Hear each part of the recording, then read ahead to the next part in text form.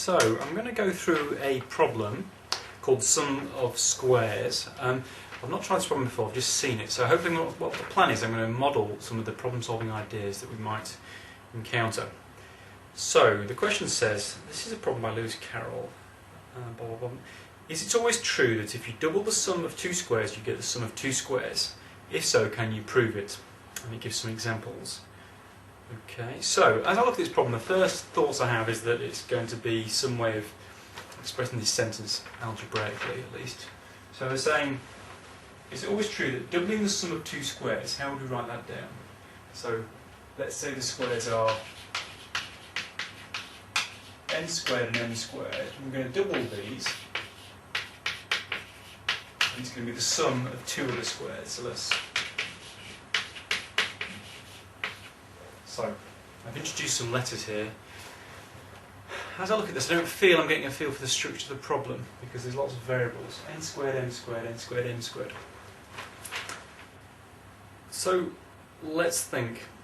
If I first look at the problem, what I'd like to do initially is to try some special cases. So I wonder if I could specialise and just say, well, maybe let's look at the special case where n and m are the same two numbers, just so I can get a feel for the problem. So if n is equal to m, then I have that 2n squared plus n squared is equal to 4n squared. And I notice now that this is equal to 2n all squared plus 0 squared. So that's actually equal to the sum of two squares. So it's certainly true when adding the same number. So I feel I can believe this statement might be true. So let's think how I might progress further. Let's see. I can't initially see an algebraic way forward, so what I'll do is look at some special cases, which is always another good way into a problem.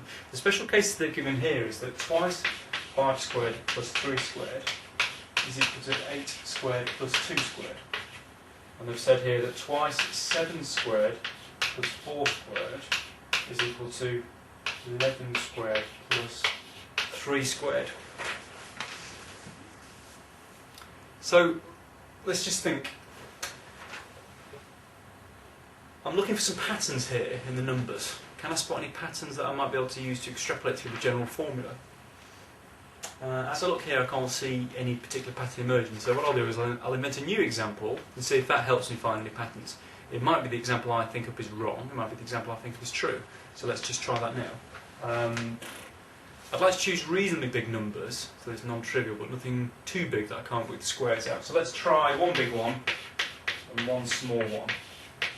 So I've chosen 11 and 3. 11 squared is 121, add 9 is 130, double it is 260. And what I'm going to try and do is that going to be equal to two things added up? So I need to try and work out if I can decompose 260 into two square numbers. So where should we start? Let's think. 13 squared is 169. What would I have to add to 169 to get 260? I'd have to add on 100 and... Sorry, I'd have to add on 1 makes 70, 91. So that's not a square, so that doesn't work. Let's try a small one. 12 squared is 144. I'd have to add on 96, I think. 650, no, 116. Yep. Well, that's not a square number either, so that one doesn't work. 11 squared is 121. I'd have to add on to 121. 9 takes 130, so 131. Nope. I wonder if this will work again. 10 squared is 100. I'm going to have to add on to 100. So I've made a mistake here. That should be 100 and... No, that's fine. 139, which isn't a square number. Add on to 100, I'd have to add 160, which isn't a square number. That square is 81. What would I have to add to 81 to get to 260? 9 takes 190. 79. That doesn't work either. I'm wondering if maybe this doesn't work. Have I found an example where it fails? Let's just keep persevering. 8 squared is 64. And what do I have down? 64 to get to 260. 6 takes me to 70. So 196. Ah, right. 196 I recognise as being the square of 14.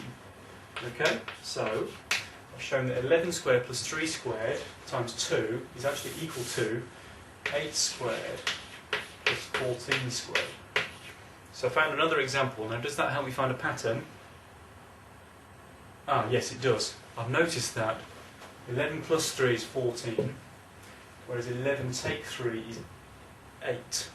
Now, does that pattern work in these cases that I had before? 5 plus 3 is 8, 5 take 3 is 2, 7 plus 4 is 11, 7 take 4 is 3. So, this gives me confidence that the answer is going to be the difference of the two numbers squared added to the two numbers squared added together. The nice thing is now I can use some algebra to try and verify that general rule in its generality. So let's just see if that works.